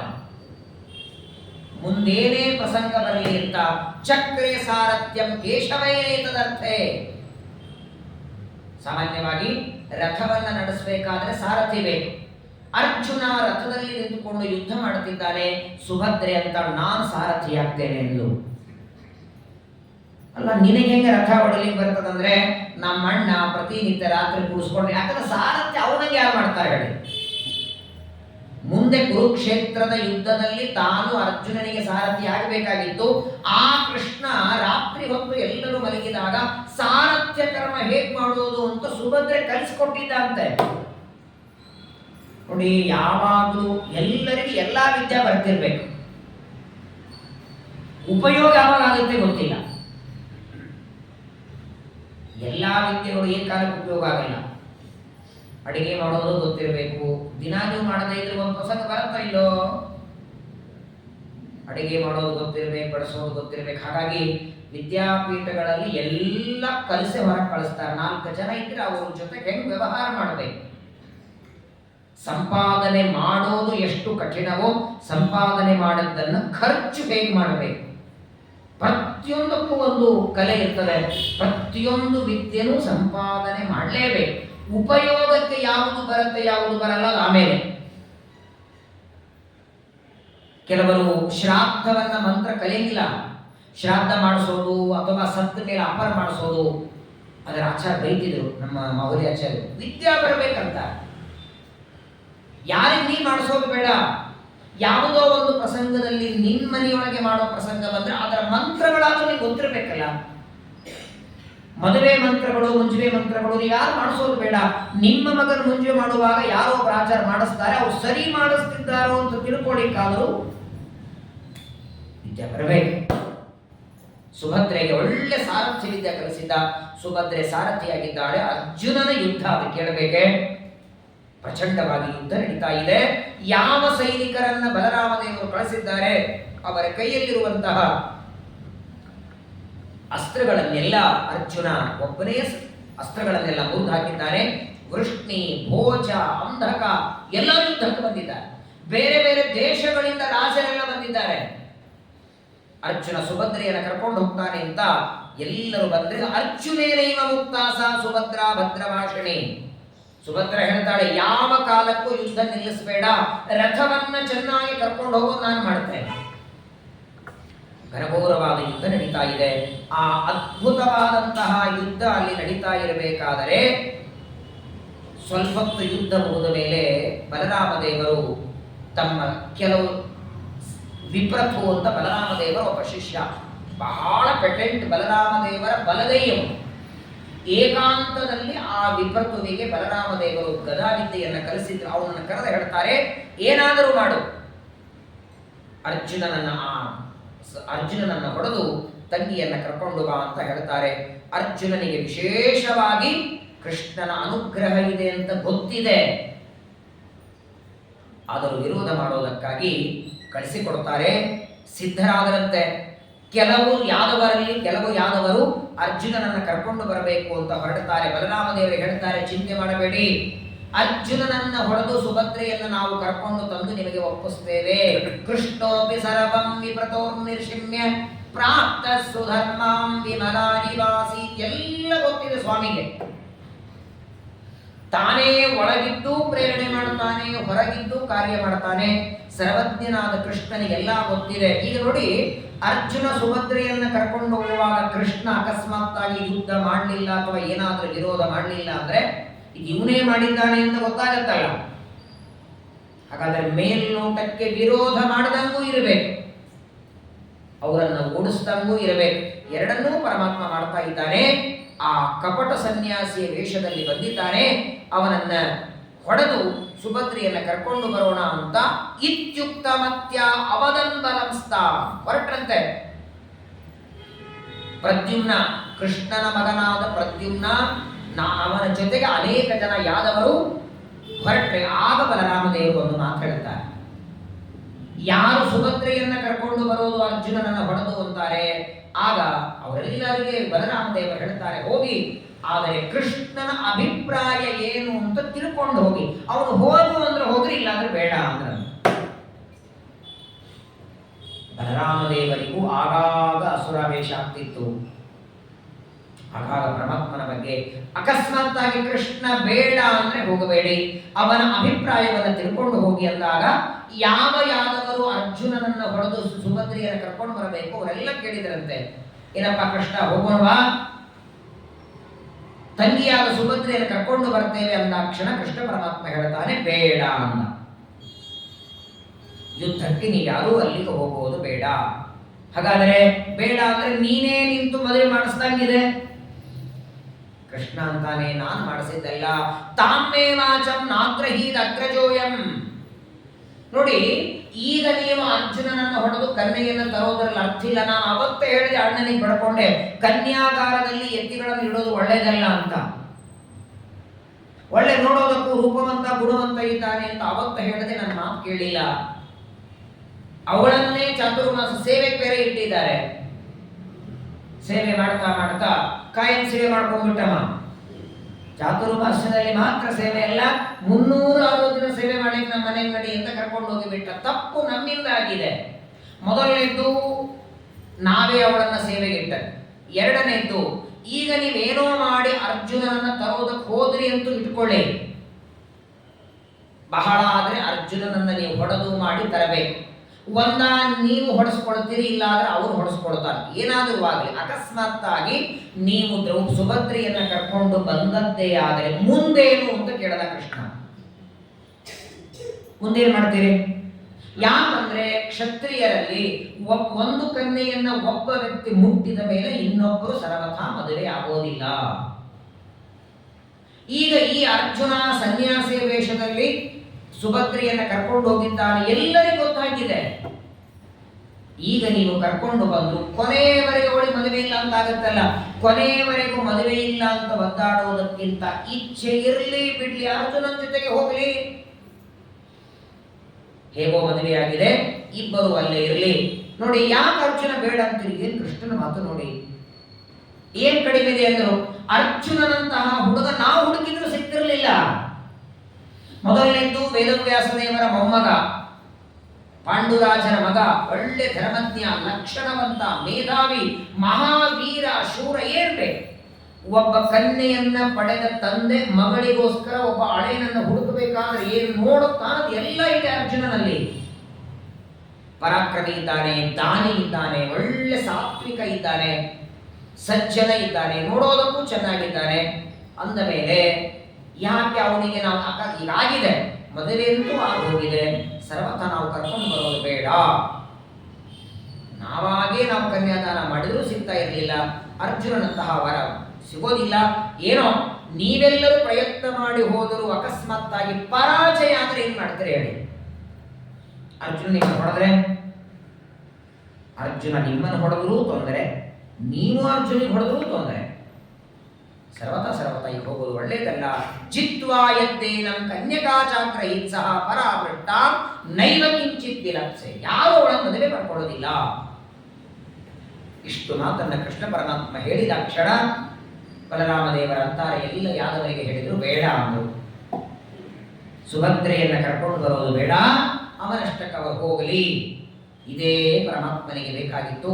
ಪರಮಾತ್ಮ ಸುಭದ್ರೆಯನ್ನ ವಿವಾಹ ಮಾಡಿಸಿದ. ಆದರೆ ನೋಡಿ, ಮದುವೆ ಆದದ್ದೇ ಒಂದು ವಿಚಿತ್ರ ಆಯ್ತಲ್ಲ. ಎಲ್ಲರ ಜೀವನದಲ್ಲಿ ಒಂದೇ ಬಾರಿ ನಡೆಯೋದು ಅಂದ್ರೆ ಮದುವೆ ಮುಂಜುವೆಗಳು. ಸತ್ಯನಾರಾಯಣ ಪೂಜೆ ಇದ್ದಾಗ ತಿಂಗಳಿಗೂ ಮಾಡ್ಲಿಕ್ಕೆ ಆಗಲ್ಲ. ಅದು ಈ ತಿಂಗಳು ಚೆನ್ನಾಗಿಲ್ಲ ಅಂತ ಮುಂದೆ ಇನ್ನೂ ಮಾಡ್ಲಿಕ್ಕೆ ಬರತ್ತಾ? ಈ ಕನ್ಯೆ ಚೆನ್ನಾಗಿಲ್ಲ ಅಂತ ಬೇರೆ ಬರತ್ತ? ಏನಿದ್ರು ಅನುಭವಿಸ್ಲೇಬೇಕಲ್ಲ. ತಾಡ್ ತೆಗೆಯನ್ನು ತೆಗಿಬೇಕು, ಎಲೆ ತೆಗೆಯನ್ನು ತೆಗಿಬೇಕು, ಊಟ ಅಡಿಗೆ ಮಾಡೋದ್ರೆ ಮಾಡಬೇಕು. ಈಗೇನು ಮಾಡ್ಲಿಕ್ಕೆ ಬದಲಾಯಿಸಲಿಕ್ಕೆ ಬರೋದಿಲ್ಲ. ಆದರೆ ನೋಡಿ, ಎಲ್ಲರೂ ಅಪೇಕ್ಷೆ ಪಡೋದು ಮದುವೆ ಚೆನ್ನಾಗಿ. ಇವ್ರದ್ದೇನು ಪಾಪ ರಾತ್ರೋರಾತ್ರಿ ಮದುವೆ ಆಯ್ತು. ಆದರೆ ಕೃಷ್ಣ ಪರಮಾತ್ಮನಿಗೆ ಒಳಗೊಂದು ಸ್ವಲ್ಪ ಭಾವನೆ. ತಂಗಿಯನ್ನ ಮದುವೆಯನ್ನು ಮಾಡಿಕೊಟ್ಟೆ, ಆದ್ರೆ ಉಡುಗೊರೆ ಏನು ಕೊಳ್ಳೇ ಇಲ್ಲಲ್ಲ. ಪಾಂಡವರು ಮದುವೆ ಮಾಡಿಕೊಂಡ್ರೇನೆ ರಥ ತುಂಬಿ ಕೊಟ್ಟು ಕಳಿಸಿದ್ದ, ಕೇಳಿದ್ದೀರಿ ನೀವೆಲ್ಲ. ಇನ್ನು ಸ್ವಂತ ತನ್ನ ತಂಗಿಯನ್ನ ಅರ್ಜುನನಿಗೆ ಕೊಟ್ಟಾಗ ಹೇಗೆ ಅಂತ ಪರಮಾತ್ಮ ತಾನೇ ವಿಚಾರವನ್ನ ಮಾಡಿ ಅರ್ಜುನನಿಗೆ ಹೇಳ್ತಾನೆ, ನೀನು ಇವಳನ್ನ ಕರ್ಕೊಂಡು ಇಂದ್ರಪ್ರಸ್ಥಕ್ಕೆ ಹೊರಡು, ನೀನಲ್ಲಿ ಮುಟ್ಟೋದ್ರೊಳಗೆ ಹಿಂದಿನ ರಥಗಳು ಕಳಿಸ್ತೇನೆ ಅಂತ. ಬೆಳ್ಳಿ, ಬಂಗಾರ, ರತ್ನ, ಮುತ್ತು, ಬಟ್ಟೆ, ಒಡವೆ, ಏನೇನು ಬೇಕು, ಎಷ್ಟು ಬೇಕು ಅಷ್ಟನ್ನ ಇಂದ್ರಪ್ರಸ್ಥಕ್ಕೆ ನಾನು ಕಳಿಸ್ತೇನೆ ಅಂತ ಹೇಳ್ತಾನೆ. ಪರಮಾತ್ಮನಿಗೆ, ಕೃಷ್ಣ ಪರಮಾತ್ಮನಿಗೆ ನಮಸ್ಕಾರವನ್ನ ಮಾಡಿ ಸುಭದ್ರೆಯನ್ನ ಕರ್ಕೊಂಡು ಅರ್ಜುನ ಇಂದ್ರಪ್ರಸ್ಥಕ್ಕೆ ಹೊರಡ್ತಾ ಇದ್ದಾನೆ. ಈ ಕಡೆ ನೋಡಿ, ತೀರ್ಥಯಾತ್ರೆಗೆ ಹೋದ ಅರ್ಜುನ ಇನ್ನೂ ಬರ್ತಿಲ್ಲ ಅಂತ ಇವರೆಲ್ಲ ದಾರಿ ಕಾಯ್ತಿದ್ದಾರೆ. ಮೊದಲಿಗೆ ಹೋಗ್ಬೇಡ ಅಂತ ಹೇಳಿದ ಧರ್ಮರಾಜ. 1 ವರ್ಷ ಹೋಗಿ ಬರ್ತೇನೆ ಅಂದವನು ಇಷ್ಟಾದ ಮೇಲೆ ಗೊತ್ತಾಯಿತು, ಅರ್ಜುನ ತೀರ್ಥಯಾತ್ರೆಗೆ ಹೋದಾಗ ಕೃಷ್ಣನ ತಂಗಿಯಾದ ಸುಭದ್ರೆಯನ್ನ ವಿವಾಹ ಮಾಡಿಕೊಂಡು ಕರ್ಕೊಂಡೇ ಬರ್ತಿದ್ದಾನೆ. ಇನ್ನೊಬ್ಬರಾಗಿದ್ರೆ ಕೋಪ ಮಾಡಿಕೊಂಡು ನಮ್ಗೆ ಹೇಳದೆ ಮದುವೆ ಮಾಡದೆ ಎಂದು ಕೋಪ ಬರಬೇಕು. ಈಗಾಗಲೇ ದ್ರೌಪದಿ ಇದ್ದಾಗ ಯಾಕೆ ಮಾಡಿಕೊಂಡು? ಯಾರೂ ಕೋಪ ಮಾಡ್ಕೊಳ್ಳಿಲ್ಲ. ವಿಶೇಷವಾಗಿ ಭೀಮಸೇನ ದೇವರಿಗೆ, ಧರ್ಮರಾಜನಿಗೆ ಆನಂದನೇ ಆಯಿತಂತೆ. ಸರ್ವಜ್ಞನಾದ ಕೃಷ್ಣ ಪರಮಾತ್ಮನ ತಂಗಿಯನ್ನು ವಿವಾಹ ಮಾಡಿಕೊಂಡಿದ್ದಾನೆ. ಅದು ಮೂಲ ರೂಪದಲ್ಲಿ ಅವನ ಹೆಂಡತಿ ಶಚಿದೇವಿ. ಅರ್ಜುನ ಮತ್ತು ಸುಭದ್ರೆಯರ ಸ್ವಾಗತಕ್ಕೆ ಸಮಗ್ರವಾದ ಇಂದ್ರಪ್ರಸ್ಥವೆಲ್ಲ ಅಲಂಕಾರ ಮಾಡಿದ್ದಾರೆ. ಎಲ್ಲರೂ ನಾನಾ ರೀತಿಯಾದಂತಹ ಉಡುಗೊರೆಗಳನ್ನು ಕೊಡಬೇಕು. ಅರ್ಜುನ ಸುಭದ್ರೆಯರ ಕರ್ಕೊಂಡು ಬರ್ತಾನೆ. ಸಾಕ್ತಂ ಯಯೌ ಶಕಟೈರತ್ನಪೂರ್ಣೈ ಚಕ್ರಪ್ರಸ್ಥಂ ಪೂಜಿತಸ್ತತ್ರ ಪಾರ್ಥೈ. ರತ್ನ, ಮುತ್ತು, ಬೆಳ್ಳಿ, ಬಂಗಾರ ತುಂಬಿಕೊಂಡು ಕೃಷ್ಣ ತಾನೊಬ್ಬನೇ ಬರಲಿಲ್ಲ, ಬಲರಾಮದೇವರನ್ನ ಕರ್ಕೊಂಡೇ ಬಂದ. ಅಣ್ಣ ಏನಾಗಿದ್ದ, ಇಲ್ಲಿ ಮದುವೆ ಅಂತೂ ಆಗಿದೆ, ತಂಗಿಗೆ ಎಲ್ಲ ಉಡುಗೊರೆ ಕೊಟ್ಟು ಆಶೀರ್ವಾದ ಮಾಡಿ ಬರೋಣ ಅಂತ ಹೇಳಿ ಬಲರಾಮದೇವರಿಂದ ಸಹಿತರಾಗಿ ಇಂದ್ರಪ್ರಸ್ಥಕ್ಕೆ ಕೃಷ್ಣ ಬರ್ತಾನೆ. ತಾನು ತಂದ ಎತ್ತಿನ ಬಂಡಿಗಳಲ್ಲಿ ತಂದಂತಹ ರತ್ನ ಮುತ್ತುಗಳನ್ನೆಲ್ಲ ದ್ರೌಪದಿಗೂ ಕೊಡ್ತಾನೆ, ಸುಭದ್ರೆಗೆ ಕೊಡ್ತಾನೆ. ಎಲ್ಲ ಕೊಟ್ಟಾದ ಮೇಲೆ ಕೃಷ್ಣ ಕೆಲವು ದಿನ ಅಲ್ಲೇ ಉಳಿದ. ಬಲರಾಮದೇವರು ಹೊರಟು ಬಿಟ್ರ. ಒಂದೆರಡು ದಿನದಲ್ಲಿ ಬಲರಾಮ ದೇವರು ಮತ್ತೆ ಇಂದ್ರಪ್ರಸ್ಥದಿಂದ ದ್ವಾರಕಾಪಟ್ಟಣಕ್ಕೆ ತಿರುಗುತ್ತಾರೆ. ಆದರೆ ಪಾಂಡವರೆಲ್ಲ ಅಂತಾರೆ, ಬಹಳ ದಿನ ಆಯಿತು, ನೀವು ಉಳ್ಕೊಂಡೇ ಇಲ್ಲ, ಬಂದಾಗೆಲ್ಲ ಅವಸರದಿಂದ ಹೋಗುವುದು ಬೇಡ, ಒಂದು ಸ್ವಲ್ಪ ದಿನ ಇರುವಂದಾಗಲಿ ಅಂತ ಪರಮಾತ್ಮ ಬಲರಾಮ ದೇವರನ್ನ ಕರೆಸಿಕೊಂಡು ಅಲ್ಲೇ ಇದ್ದ. ಅಲ್ಲಿರುವಾಗ ಒಂದು ಸಲ ಏನಾಯಿತು, ಕೃಷ್ಣ ಪರಮಾತ್ಮನಿಗೆ ಅರ್ಜುನ ಅಂತಾನೆ ಇಂದ್ರಪ್ರಸ್ಥದಲ್ಲಿರುವಾಗ, ಬಹಳ ದಿನ ಆಯಿತು ನಿನ್ನ ಜೊತೆಗೆ ಏಕಾಂತದಲ್ಲಿ ತಿರುಗಾಡಲಿಕ್ಕೆಲ್ಲೂ ಹೋಗಿಲ್ಲ, ನಾನು ನೀನಿಬ್ರೆ ಏಕಾಂತದಲ್ಲಿ ತಿರುಗಾಡ್ಲಿಕ್ಕೆ ಹೋಗೋಣ ಅಂತ ಪರಮಾತ್ಮನಿಗೆ ಹೇಳಿದಾಗ ಸರಿ ಅಂತ ಒಂದು ದಿನ ಅರ್ಜುನನ ಜೊತೆಗೆ ಕೃಷ್ಣ ಪರಮಾತ್ಮ ಸಂಚಾರವನ್ನ ಮಾಡುತ್ತಾ ಇದ್ದ. ಆ ಸಂದರ್ಭದಲ್ಲೇನೆ ಅಗ್ನಿದೇವರು ಒಬ್ಬ ಬ್ರಾಹ್ಮಣನ ವೇಷ ಹಾಕಿಕೊಂಡು ಬಂದರು. ಅಗ್ನಿ ಬಂದು ಬ್ರಾಹ್ಮಣನ ವೇಷ ಹಾಕಿಕೊಂಡು, ನನಗೆ ತುಂಬಾ ಹಸಿರಾಗಿದೆ, ನನಗೆ ತಿನ್ನೋದಕ್ಕೆ ಒಂದು ಆಹಾರದ ವ್ಯವಸ್ಥೆ ಮಾಡಿ, ಏನ್ ತಿಂದು ಹೊಟ್ಟೆ ತುಂಬ್ತಾ ಇಲ್ಲ, ಹಾಗಾದರೆ ಸಮಗ್ರವಾದ ಈ ಖಾಂಡವ ವನವನ್ನೇ ದಹನ ಮಾಡು. ಅಗ್ನಿ ಹೇಳ್ತಾನೆ, ನಾನು ತಿನ್ನಲ್ಲ ಅಂತಾನೆ. ಯಾಕಂದ್ರೆ ಖಾಂಡವ ವನದಲ್ಲಿ ತಕ್ಷಕ ಇದ್ದಾನೆ, ಅವನು ರಕ್ಷಣೆ ಮಾಡ್ತಾ ಕೂತಿದ್ದಾನೆ. ಆ ತಕ್ಷಕನಿಗೆ ವರ ಇದೆ, ಇದೇ ಇಂದ್ರ ಕೊಟ್ಟ ವರನೇ ಅನ್ನೋದಕ್ಕಾಗಿನೇ ತಕ್ಷಕ ಇಂದ್ರನ ಹತ್ರ ಹೋಗಿದ್ದಾಗ, ಆ ತಕ್ಷಕ ಅಲ್ಲಿ ಇರೋವರೆಗೂ ನಾನು ತಿನ್ಲಿಕ್ಕಾಗಲ್ಲ, ನೀವಿಬ್ಬರು ಸಹಾಯ ಮಾಡಿ ನನಗೆ ಖಾಂಡವನ ದಹನ ಮಾಡುವ ಹಾಗೆ ಮಾಡಿ ಅಂತಾನೆ. ದೊಡ್ಡ ಕಥೆ ಇದು. ಕೃಷ್ಣ ಪರಮಾತ್ಮನ ಅನುಗ್ರಹದಿಂದ ಅಗ್ನಿದೇವರು ಮಾಡಿಕೊಂಡದ್ದು. ಅಜೀರ್ಣತೆ ಬಂತು ಅಗ್ನಿಗೆ ಖಾಂಡವ ವನವನ್ನು ದಹನ ಮಾಡುವಾಗ. ಇವತ್ತಿಗೂ ನೋಡಿ, ನಾವು ಅಗ್ನಿಯಲ್ಲಿ ತುಪ್ಪವನ್ನ ಹಾಕಿ ಹೋಮ ಮಾಡ್ತೀವಲ್ಲ, ಈ ತುಪ್ಪ ಹೆಂಗಿದೆ ಅಂದ್ರೆ ಬಹಳ ತಿನ್ಲಿಕ್ಕಾಗೋದಿಲ್ಲ, ಸ್ವಲ್ಪ ತಿಂದರೆ ಸಾಕು. ಇನ್ನೊಂದು ವಿಚಿತ್ರ ಅಂದ್ರೆ, ತುಪ್ಪ ಈ ಚಳಿಗಾಲದಲ್ಲಿ ತಿಂದ್ರೆ ಗಟ್ಟಿ ಆದ್ರೆ ಕಷ್ಟ. ಆಮೇಲೆ ಒಂದಿಷ್ಟು ತುಪ್ಪ ಹಾಕೊಂಡು ಬೆಣ್ಣೆ ಹಾಕೊಂಡು ಊಟ ಮಾಡಿದರೆ, ಈ ಮಳೆಗಾಲದಲ್ಲಿ ಹೊಟ್ಟೆ ಹೋದ್ರೆ ಗಟ್ಟಿ ಆದ್ರೆ ಏನು ಒಲೆ ಹೊತ್ತು ಸ್ನಾನ ಕೊಡೋದ ಕರಗಲಿ ಅಂತ? ಭಯಂಕರ, ಅದು ಜೀರ್ಣ ಆಗ್ಲಿಲ್ಲ ಅಂದ್ರೆ ಭಯಂಕರ. ಆ ಖಾಂಡವ ವನ ಹೇಗೆ ದಹನ ಆಯಿತು ಅನ್ನೋದನ್ನ ಜ್ಞಾನಿಗಳಾದ ವೈಶಂಪಾಯನರು ಹೇಳ್ತಾರೆ. ಈ ಕಡೆ ಸುಭದ್ರೆಯನ್ನು ಮದುವೆ ಮಾಡಿಕೊಂಡ ಮೇಲೆ ಮುಂದೆ 5 ಜನ ಪಾಂಡವರಿಗೆ ದ್ರೌಪದಿಯಲ್ಲಿ 5 ಜನ ಮಕ್ಕಳಾಗ್ತಾರೆ. ವಿಶೇಷವಾಗಿ ಗುಣವಂತರು, ನೀತಿವಂತರು, ಜ್ಞಾನಿಗಳಾದಂತಹ 5 ಜನ ಮಕ್ಕಳು. ಇವರು ಯಾರು ಅಲ್ಲ, ವಿಶ್ವೇ ದೇವತೆಗಳಿವರೆಲ್ಲ.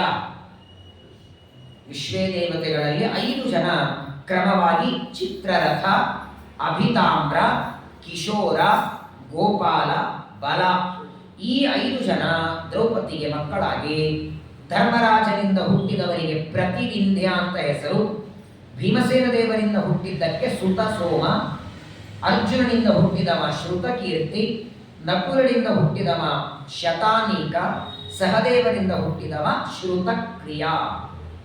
ಈ 5 ಜನರಲ್ಲಿ ಧರ್ಮರಾಜನಿಂದ ಪ್ರತಿವಿಂಧ್ಯ, ಭೀಮಸೇನ ದೇವರಿಂದ ಶ್ರುತ ಸೋಮ, ಇವರಿಬ್ಬರು ಹುಟ್ಟಿ ಇನ್ನು ಅರ್ಜುನನಿಂದ ಹುಟ್ಟಿಲ್ಲ. ಆ ಗ್ಯಾಪ್ ಒಳಗೆ ಸುಭದ್ರೆಯಿಂದ ಒಬ್ಬ ಮಗ ಹುಟ್ಟುತ್ತಾನೆ, ಅವನೇ ಅಭಿಮನ್ಯು.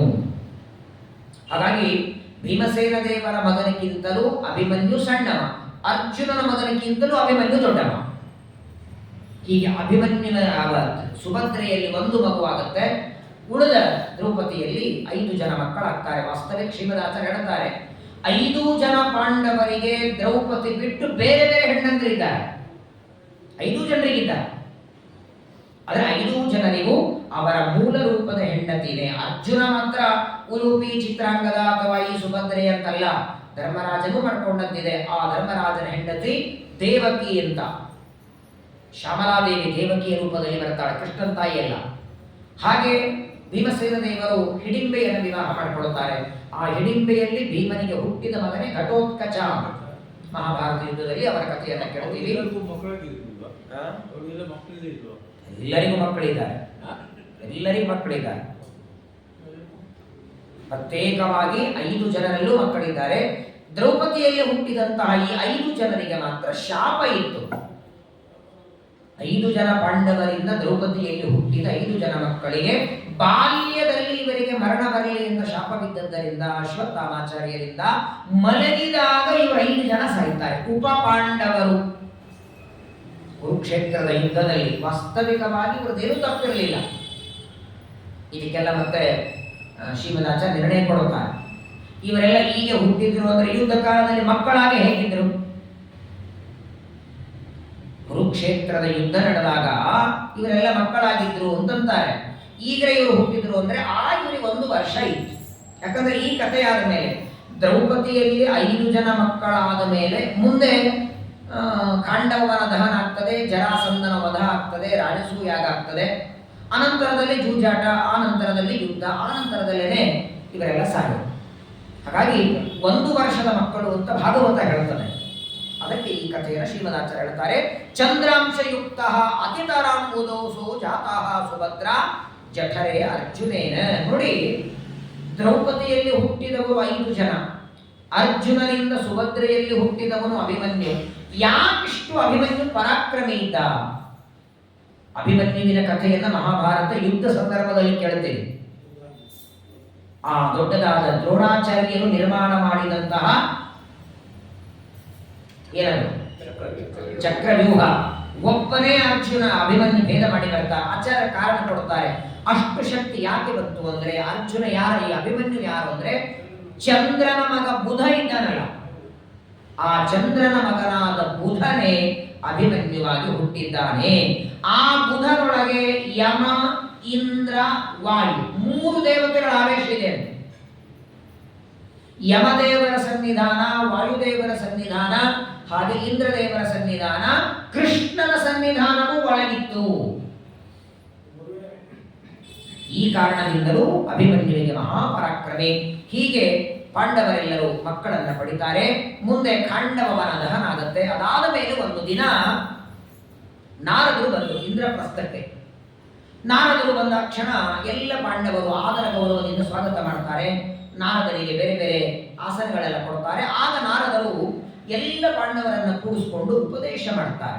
ದೇವತೆಗಳೆಲ್ಲ ಹೇಗಿರ್ತಾರೆ, ದೇವತೆಗಳ ಸಭೆಗಳು ಹೇಗಿರ್ತದೆ, ವರುಣದೇವರ ಸಭೆ, ಇಂದ್ರದೇವರ ಸಭೆ, ದೇವತೆಗಳ ಸಭೆ, ಅದೇ ಸಭಾ ಪರ್ವ ಅಂತ ನಾವಂತೀವಿ. ಒಬ್ಬೊಬ್ಬ ದೇವತೆಗಳ ಸಭಾಗಳು ಹೆಂಗಿರ್ತವೆ ದೇವಲೋಕದಲ್ಲಿ, ಆ ಸಭೆಯಲ್ಲಿ ಯಾರ್ಯಾರು ಪ್ರವೇಶ ಮಾಡ್ತಾರೆ ಅಂತ ನಾರದರು ಉಪದೇಶ ಮಾಡುವಾಗ ಒಂದು ಮಾತು ಹೇಳಿದರು. ಇಂದ್ರದೇವರ ಸಭೆಯೊಳಗೆ, ಭಾರೀ ದೊಡ್ಡದಾದ ಇಂದ್ರದೇವರ ಸಭೆ, ಆ ಸಭೆಯೊಳಗೆ ಹರಿಶ್ಚಂದ್ರ ರಾಜ ಮಾತ್ರ ಪ್ರವೇಶ ಮಾಡಿದ. ಹರಿಶ್ಚಂದ್ರನ ಹೊರತಾಗಿ ಬೇರೆ ಯಾವ ರಾಜನಿಗೂ ಒಳಗೆ ಪ್ರವೇಶ ಮಾಡಲಿಕ್ಕಾಗಲಿಲ್ಲ, ನಿನ್ ತಂದೆಗೂ ಆಗಲಿಲ್ಲ ಅಂದ್ರು.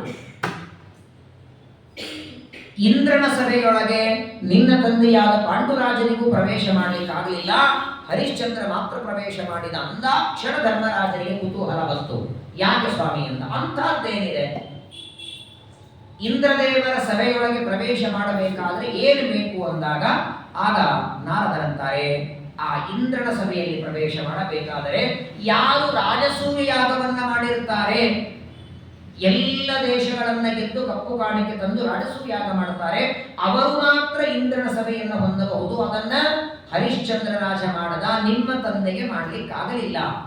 ಯಾವಾಗ ನಿಮ್ಮ ತಂದೆ ಮಾಡಿದ್ದೋ ಆಗ ಅವನಿಗೆ ಇಂದ್ರನ ಸಭೆ ಸೇರಿಸಿತು.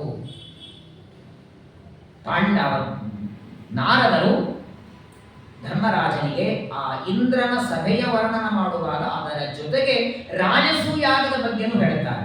ಏನ್ ರಾಜಸೂಯಾಗ ಅಂದ್ರೆ ಏನು? ಏನೋ ಒಂದು ಮಣೆ ಹಾಕಿ, ಒಂದಿಷ್ಟು ಅಕ್ಕಿ ಹಾಕಿ, ಒಂದೆರಡು ಅಡಿಕೆ ಇಟ್ಟು, ಕಲಶ ಇಟ್ಟು, ಹಸಿ ಕಡಿಗೆ ತಂದು ಹಿಂಗೆ ಗಾಳಿ ಹಾಕಿ ಅಲ್ವಾ? ಹೋಮ ಅಂದ್ರೆ ಏನು? ಹೊಗೆ ಬರಬೇಕು. ಒಂದು 20 ಜನ ಇಲ್ಲಿ ಇರ್ತಾರೆ, 30 ಜನ ಹೊರ ಗಂಟೆ ಹೊಡಿತಿರ್ತಾರೆ ಹೊಗೆಗೆ.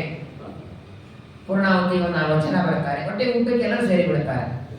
ಹಾಗಿರಲಿಲ್ಲ. ರಾಜಸೂಯಾಗ ಅಂದ್ರೆ 150,000 ಖರ್ಚು ಮಾಡಿ ಮಾಡೋದಲ್ಲ. ಇಡೀ ದೇಶದ ಮೂಲೆ ಮೂಲೆಗಳಿಗೆ ಹೋಗಿ ಎಲ್ಲ ರಾಜರನ್ನ ಗೆದ್ದು ಅವರಿಂದ ಕಪ್ಪು ಕಾಣಿಕೆ ತಂದು ಅದರಿಂದ ಮಾಡುವ ಯಾಗ ಅದು. ಹಾಗಾಗಿ ಸಾಮಾನ್ಯವಾಗಿ ಯಾರು ಮಾಡ್ಲಿಕ್ಕಾಗಲ್ಲ, ಅದನ್ನು ರಾಜರೇ ಮಾಡಬೇಕು. ಹಿಂದೆ ಹರಿಶ್ಚಂದ್ರ ರಾಜ ರಾಜಸೂಯಾಗವನ್ನ ಮಾಡಿದ್ದ. ಅದನ್ನ ಕೇಳ್ತಾ ಕೇಳ್ತಾ ಧರ್ಮರಾಜನ ಮನಸ್ಸೊಳಗೆ ಅಪೇಕ್ಷೆ ಬಂತು, ನಾನೂ ರಾಜಸೂಯಾಗ ಮಾಡಬೇಕು.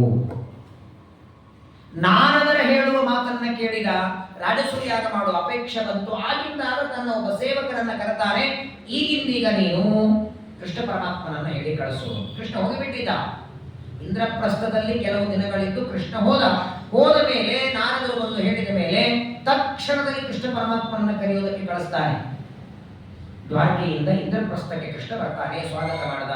ಧರ್ಮರಾಜ ಹೇಳ್ತಾನೆ, ಸ್ವಾಮಿ ನಾರದರ ಮಾತಿನಿಂದ ನನಗೆ ಇಚ್ಛೆಯಾಗಿದೆ, ರಾಜಸೂಯಾಗ ಆಗಬೇಕು, ಅದನ್ನು ನೀನೇ ನಿಂತು ಮಾಡಿಸ್ಬೇಕು.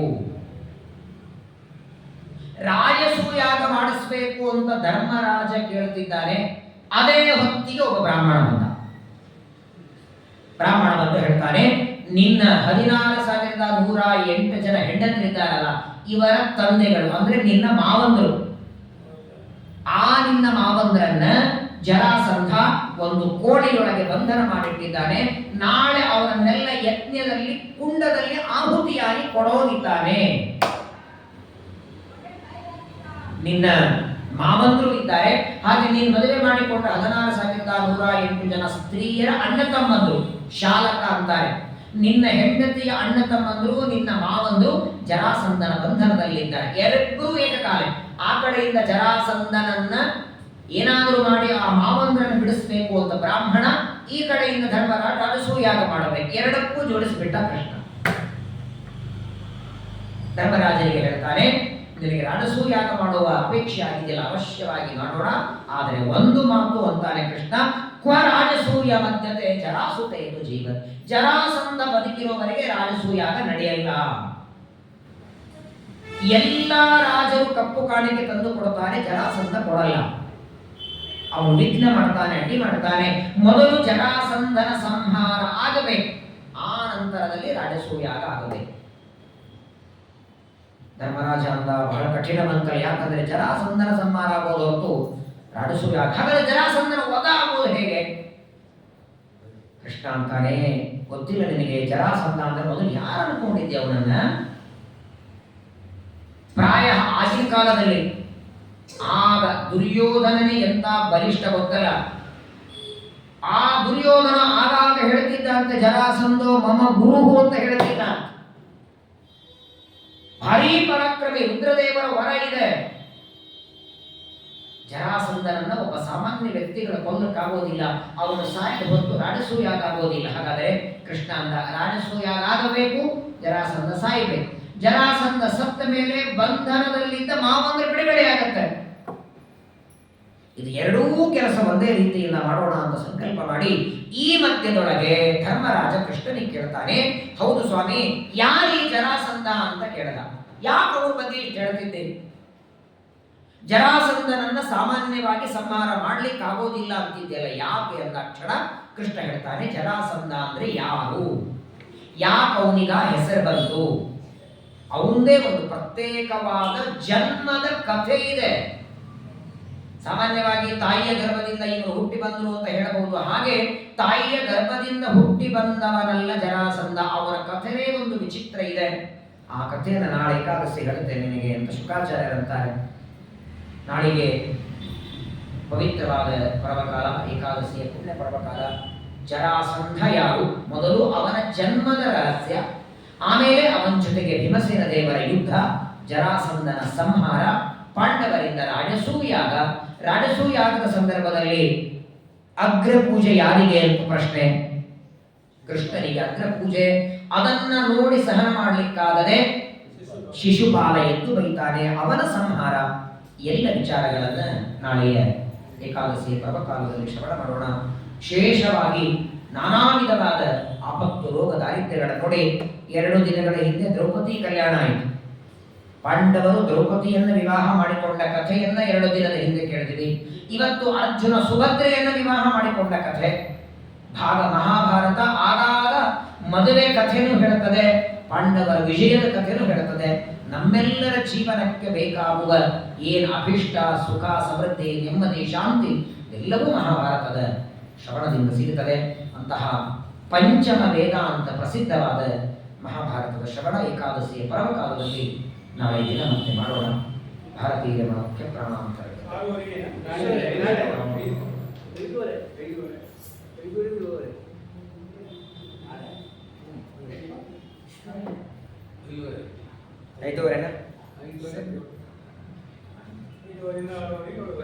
ಸರಿ. ನಾಳೆಗೆ ಏಕಾದಶಿಯ ಪರ್ವಕಾಲ, ವಿಶೇಷವಾಗಿ ಮಹಾಭಾರತ ಶ್ರವಣ 1 ಗಂಟೆ ಬದಲಾಗಿ 2 ಗಂಟೆ ನಾಳೆಗೆ 5:30ಯಿಂದ 7:30ವರೆಗೆ. ಅಲ್ಲ, 5:30 7:30 ಅಂದರೆ 7 ಗಂಟೆಗೆ ಬರೋದಲ್ಲ, ಮತ್ತೆ ಅರ್ಧ ಗಂಟೆಯಿಂದ 5:30 ಎಲ್ಲರೂ ಬನ್ನಿ. ವಿಶೇಷವಾಗಿ ಮಹಾಭಾರತ ಶ್ರವಣ ಮಾಡೋಣ.